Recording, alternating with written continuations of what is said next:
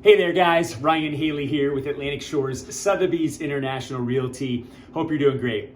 Wanted to touch on a subject that I'm starting to hear a little bit of chatter about here most recently, as a lot of us real estate professionals, including consumers, buyers, and sellers, are starting to talk about the fact that the real estate market is really hot right now. That it's certainly a seller's market, that demand is through the roof, and what we're seeing is there's just not enough inventory, thus prices are rapidly increasing.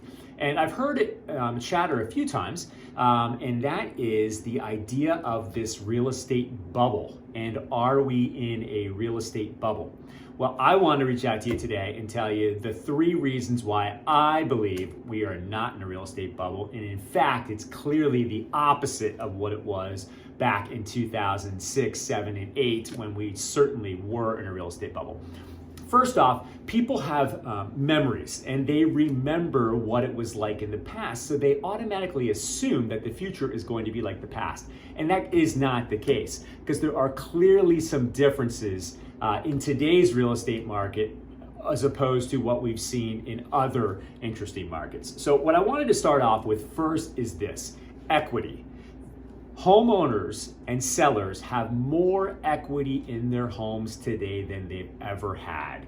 And in fact, 38% of all the homes in the country are owned free and clear. A lot of this has to do with the fact that mortgage lending guidelines have become more stringent.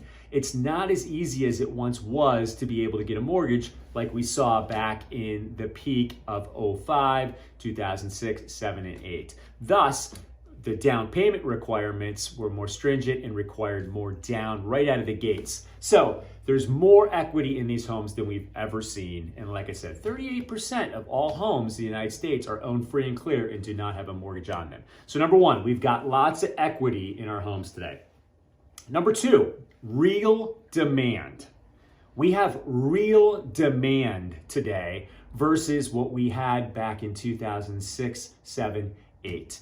Here's the difference. Back during the absolute peak of the frenzy, which was 2005, had the greatest number of properties selling, followed by 2006, 7, and 8. We saw inventory levels go from 5 months supply all the way up to 11 months supply. And during that entire time, prices continued to increase. And the reason was it was speculative. The idea that everybody was keeping up with the Joneses because prices were going to continue to increase. Thus, you wanted to buy, and it was this idea that they were going to keep going and going and going, and people were going to get rich on real estate.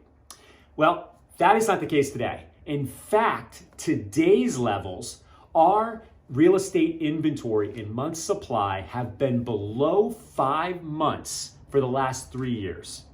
And anything less than 6 months in time, and 6 months on marketing time, or 6 months supply, is considered a seller's market. So we've been in this territory for the last 3 years. Fast forwarding to today, where we have 1.9 months supply.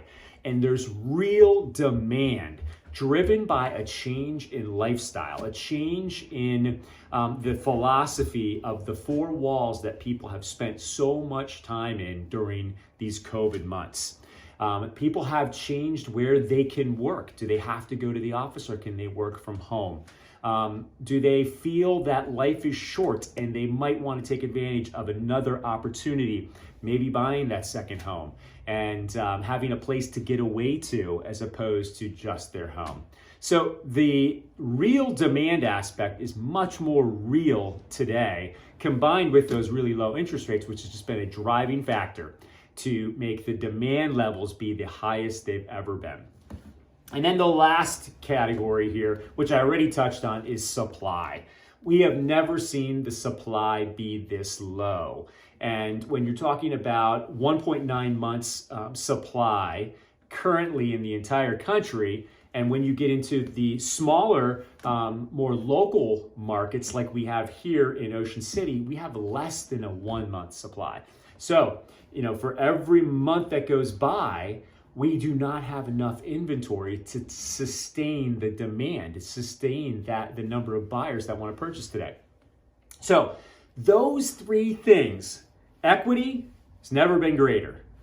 Real demand versus the speculative demand that we saw back during the mid-2000s, and the absolute lowest supply levels are the three driving factors that point to the main reasons why this is not a real estate housing bubble like we have seen in the past. And in fact, even if demand slows down and prices were to dip a little bit, there's enough equity in the majority of these homes that will be able to weather the storms ahead. So there you have it. Just wanted to share that with you because it's something I'm hearing more and more chatter of, and there's lots of real estate agents out there that also really do not know what's going on. They're basing their advice as well as their knowledge on what has happened in the past as opposed to what is happening today. So that's the real deal. Wanted to share it with you. Should you have any questions at all about the real estate market, it would be my pleasure to assist. You guys have a great day. We'll talk to you soon.